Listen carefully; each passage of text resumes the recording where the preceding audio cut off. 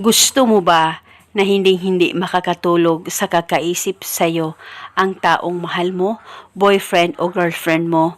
Lalong-lalo na kung may pinag-awayan kayong dalawa at hanggang ngayon ay hindi pa rin kayo nag-uusap at hanggang ngayon ay naghihintay ka pa rin na ikaw ay tawagan, i-text o i-chat niya.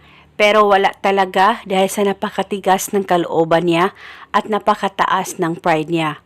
Gusto mo ba na ngayon mismo siya ay tatawag sa iyo dahil hindi siya makakatulog sa kakaisip sa iyo?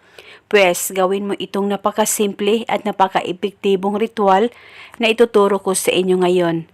Dapat 100% ang paniniwala mo sa mga ganitong pamamaraan. At pwede ito gawin sa kahit na anong araw o oras na gusto mo, basta gawin ito bago ka matulog. Ang gagawin mo lamang ay kumuha ka ng malinis na bote. Yung bote ng soft drinks o bote ng mineral ay pwedeng gamitin. At dapat wala po itong laman at dapat ay malinis po ang sa loob nito. At pagkatapos, kumuha ka lamang ng papel at panulat, kahit anong kulay na panulat ay pwedeng gamitin. At isulat mo sa papel ang pangalan at apelido ng target ng 7 beses. Dapat alam mo rin ang tunay na pangalan niya.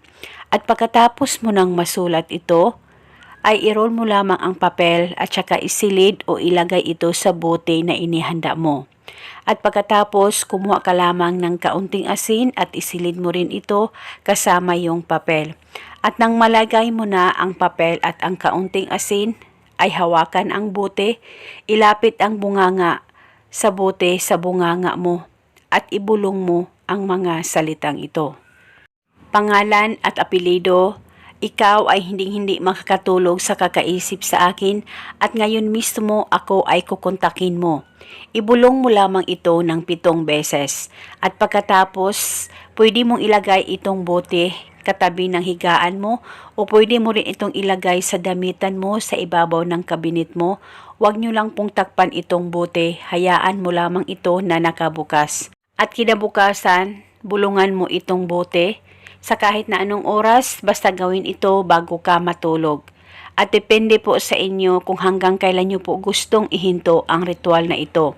At kung okay na kayo ng partner mo at nagkaayos na kayong dalawa, ay pwede mo nang kunin yung papel na sa loob ng bote at sunugin mo lamang ito. At pwede mong itapon o pwede mong linisan yung bote dahil magagamit mo pa ito sa susunod mong ritual. At eto muna sa ngayon, maraming salamat po sa panunood. May God bless us all.